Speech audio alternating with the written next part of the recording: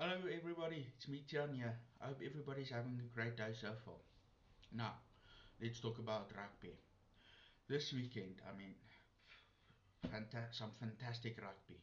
I mean, Leinster beating Scarlets 33-21 in the quarter final.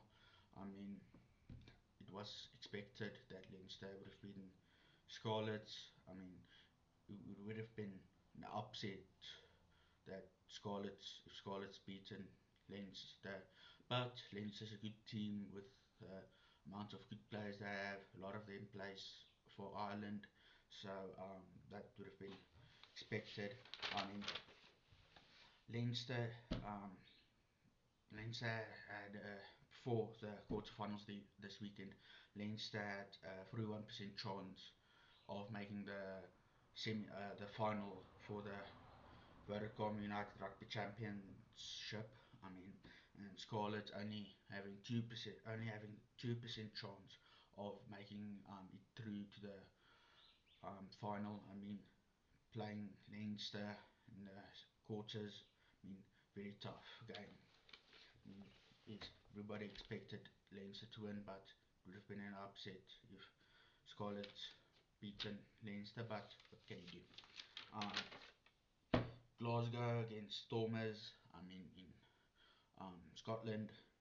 I expected that Glasgow would have beaten the Stormers. I mean, the defending champions.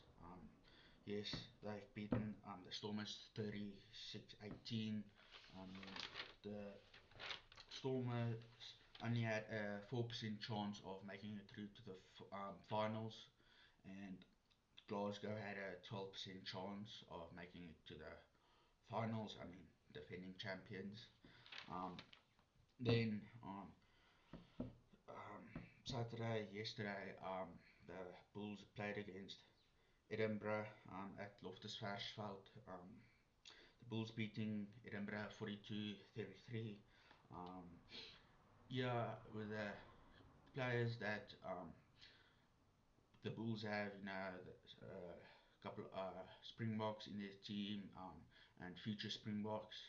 I expected them to beat Edinburgh. I mean, the Bulls lying second on the log for this weekend, and Edinburgh lying seventh. So again, Bulls had 14% chance of making it through to the final, and Edinburgh has 8% had an 8% chance of making it through. Unfortunately, the Bulls defeated Edinburgh at Loftus. Yes, um, and the Sharks playing against Munster. Sharks at in Durban at Alwood Bets Kings Park. Um, yes, the Sharks had a 7% chance of making it through to the finals before this weekend, and surprisingly, Munster had a 11% chance of making it through. But I mean, if you saw the game this weekend, geez, man, I mean, didn't expect to be such a tight game. I mean, the Sharks and Munster tied 24 all um, at the end of the 80 minutes. They then went to extra time, um, which is 10 minutes aside. It works like this: if the teams are tied after 80 minutes, you go to extra time. It's 10 minutes each side, and if nobody scores, they oh, then they go to um, the amount of tries. Whoever scored the most tries between the two teams in the game wins. But they were tied with 3 tries each. Then they then went to the penalty shootout, and geez, man, they um, in the extra time they brought on let me just make sure um, they brought on Bradley Davids, if I'm not mistaken. Yes, Bradley Davids for Makazole Mapimpi in the extra time in the 19th minute before 1 minute before extra time was over. Um, yes. So when Bradley Davids uh, uh, replaced Mapimpi, I was shocked. I mean, Bradley Davids is a scrum half. I've never seen him play at wing, but it worked out at the end. I mean, they went to the penalty shootout. I mean, Bradley Davids. I mean, to eat, they have three players. Sharks had three players, and Munster has three players. If they go to extra time and everything, um, yes, they go to extra time, and each team has three players each to kick the goals. And the Sharks chose Jordan Hendrikse. I mean, he kicks the goals for the Sharks. He unfortunately the first penalty the Sharks in the game before extra time and everything he kicked to goal for penalty. It was a difficult kick, but Jordan can kick very far. He kicked a penalty against the Lions in the Currie Cup final last year that secured the victory for the Sharks. So he kicked poles.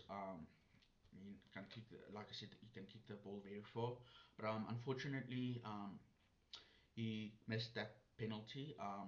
Then surprisingly, Jaden Hendricks, his brother, who played started at scrum off and played the entire game, took over the kicking duties. I was a bit confused. Still am.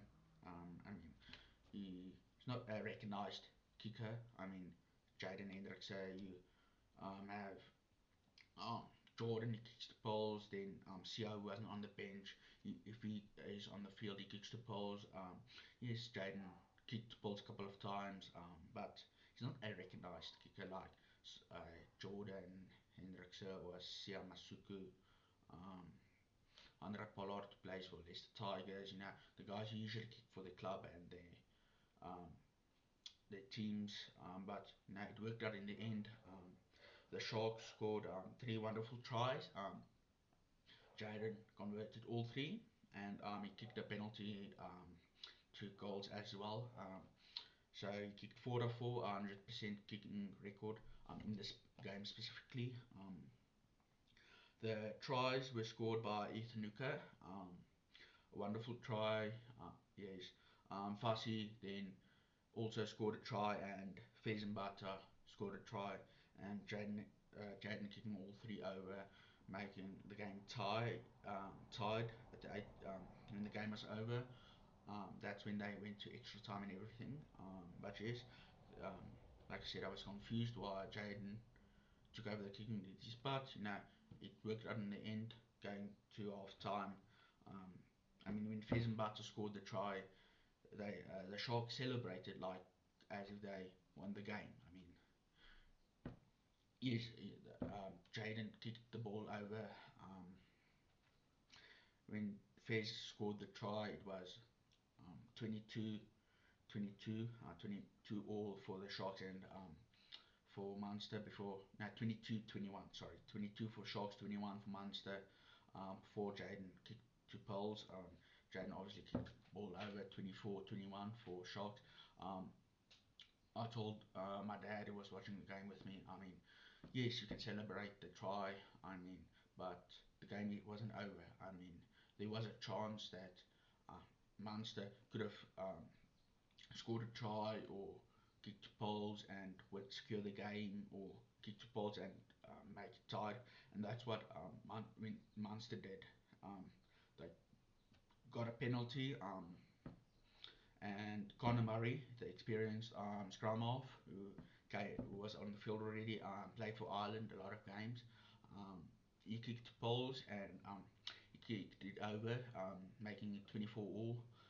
There was time left before the game was over, so yes, I mean anybody could have scored and win the game for the club, but you know tied all, and I think Munster kicking to poles, making it tied, all for me was the right option. I mean, don't take unnecessary risk kicking to corner, and they might not have scored the try, and then anything in rugby can happen. They might have not scored the try. Um, Sharks could have turned the ball over, and when the time was over, they kicked out. Yes, but if they did go to the corner, they could have, and they scored, they would have won the game with time left. But being experienced, Todd Byrne was captain, also playing for Ireland a lot of games, and being experienced enough to know, okay, kick to goals. I mean, we can score a try, or get another penalty and kick to goal afterwards, but kick to goals, kick it over, and you know, get the game tied. Um, you can get. It doesn't matter. I think in the mindset, it doesn't matter if you go to extra time, because they would rather go to extra time, a draw, than go to extra time, than take unnecessary risks. And that's what they did. They got the penalty, kicked to Poles. Conor Murray kicked it over and tied 24 all, and they went to extra time. Um, Before the game started, actually, um, I saw a post on Instagram, actually, by that someone posted, and it said that the short, the post said the good, the bad, and the ugly. Before they played against Munster, yeah. And the good for the Sharks was their lineouts. The bad was the scrum success for the Sharks, and the ugly was the defence. Now the good with the lineouts, they have a 88% lineout success rate, which is fourth in the competition, fourth out of 16 teams, which I think is this is pretty good. I mean, this is from game one until the game before the quarterfinals, and 88% overall with all the lineouts. I think it's pretty good. Um, and fourth. I mean, not all the Springboks would have played, but 88% is for the entire season is good in my opinion. Um, and 21 line-out steals throughout the competition before the game, before Munster. Um, that that they are sixth, in the sense of 21 line-out steals, which is pretty good. 21 line-out steals. That's more than one line-out stolen a game, and that it means that the Sharks line-out is good.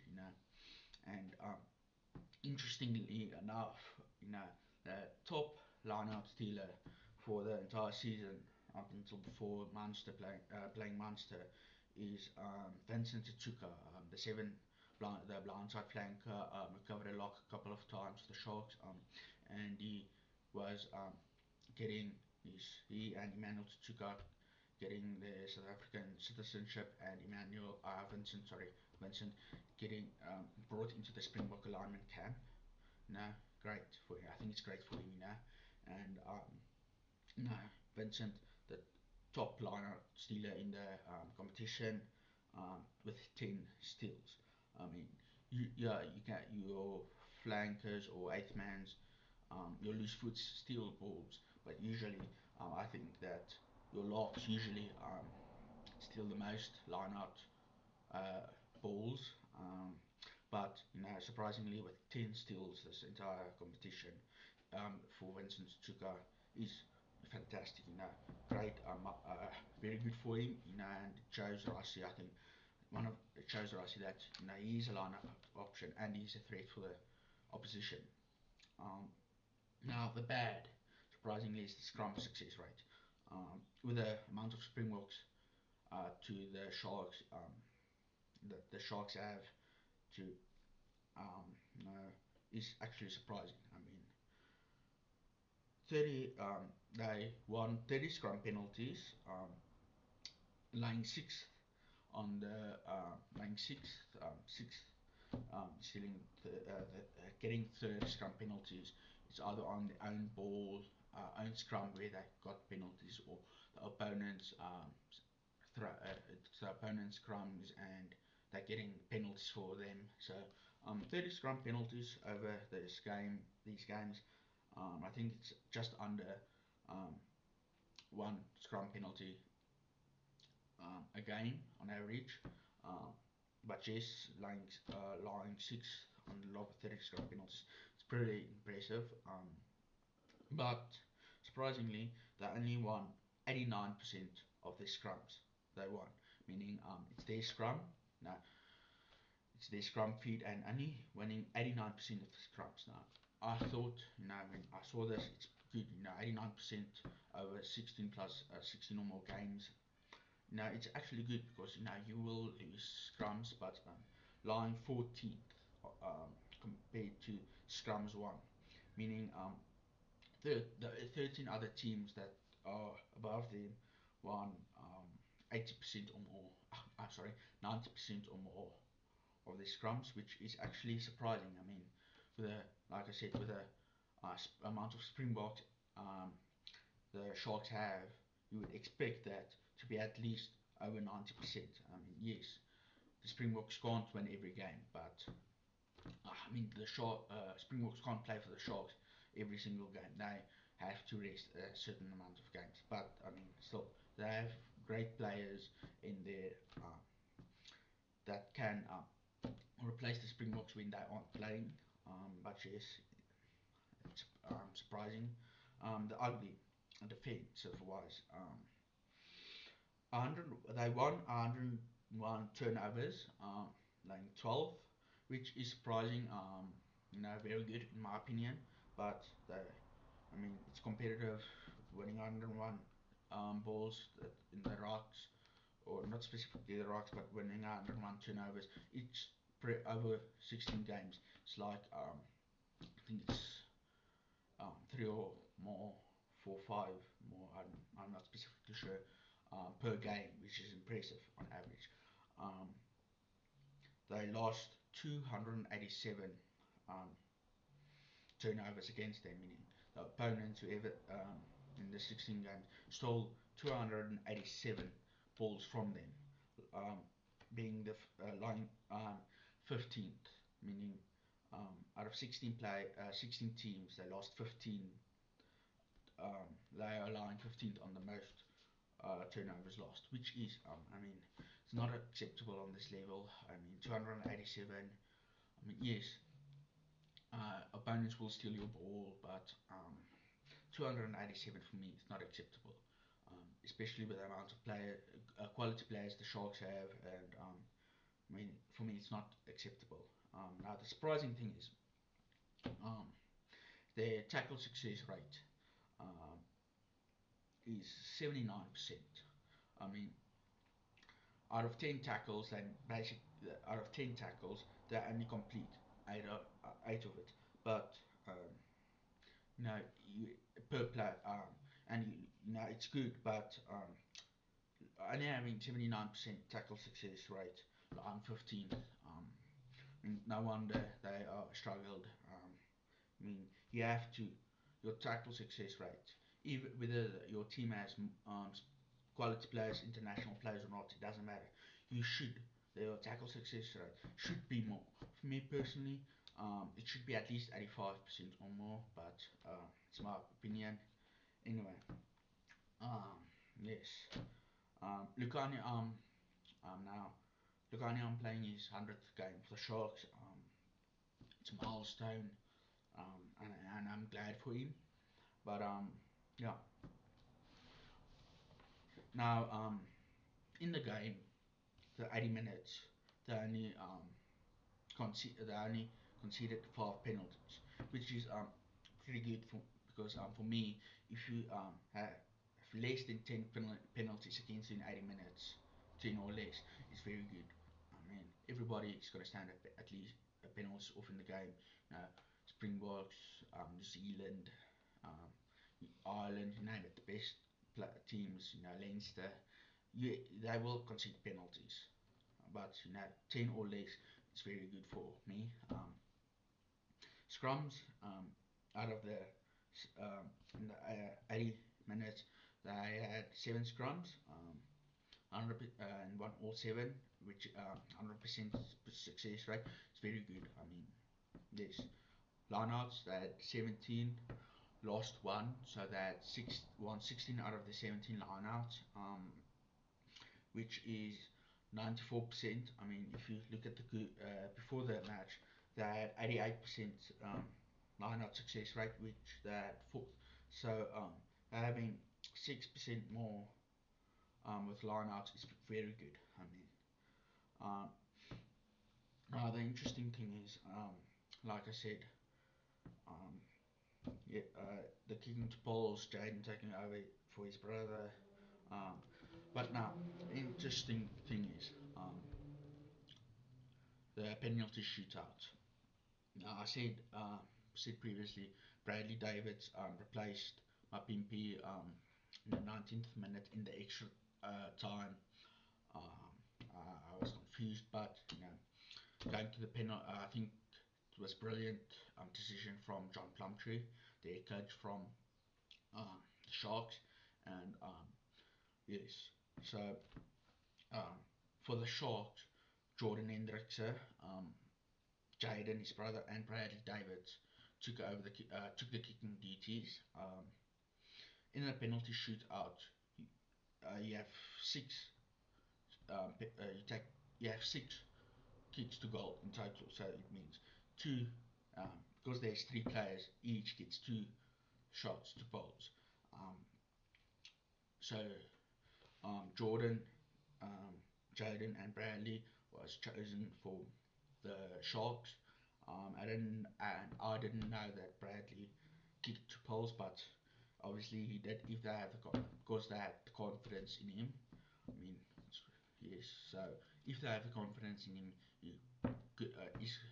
he should be good at kicking 2 poles. I've never seen him kick 2 poles, but you know, seeing him, putting him under pressure, think it will help him, in the long run, because everybody at some point needs any type of pressure to determine whether they're good enough or if they can handle the pressure in certain situations.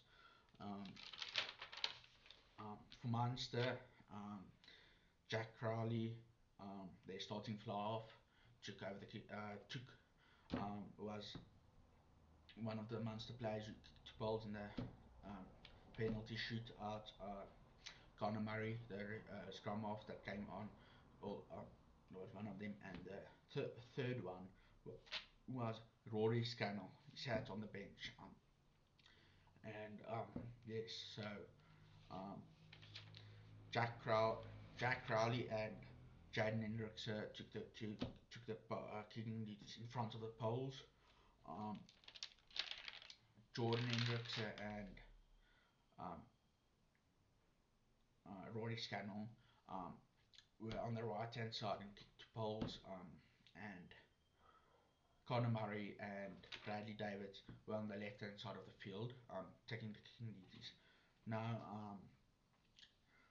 obviously, the Sharks keep all 6 over. Jordan kicking both of his kicks to poles over.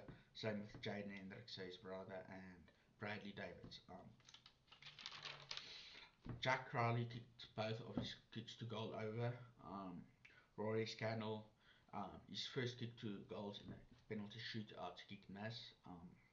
Missed it. His second one, he kicked over.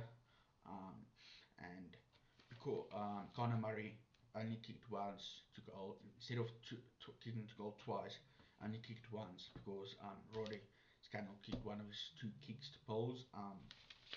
And Bradley Davids kicked before Conor Murray, and like I said, Bradley Davids kicking both of his kicks over, and now his second kick, he was under pressure because if he kicks it over, the kick to goal, the Sharks win. If he misses, then Conor Murray has shot to goal, and yes. But luckily, Bradley Davids as BMT um, and kicked the crucial kick over his second one and won the game for the Sharks because what's the point? Connor Murray kicks the second attempt, kicks it to goals if they already lose. So the Munster only kicked um, 5 times to the poles out of 6, obviously missing one.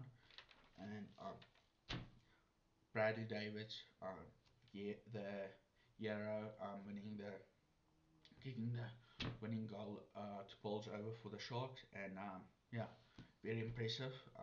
In the first half um, of the 80 minutes, I mean the Sharks didn't play well.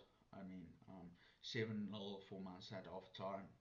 The second half, both teams played well, coming 24 all at full 80 minutes, and going to extra time and then penalty shootout. Uh, the man of the match was Ethan Nuka. He played very well. I'm happy for him, getting that man of the match, and I think he rightfully deserves it. Um, Thank you. That's all from my side for the Sharks Munster game. Um, Thank you everybody for watching my video. Please like, subscribe, like and follow. If you have any thoughts on the game, if I missed anything, please feel free um, to put it in the comments. Yes. I hope everybody has a wonderful day further, and this is Tian signing out.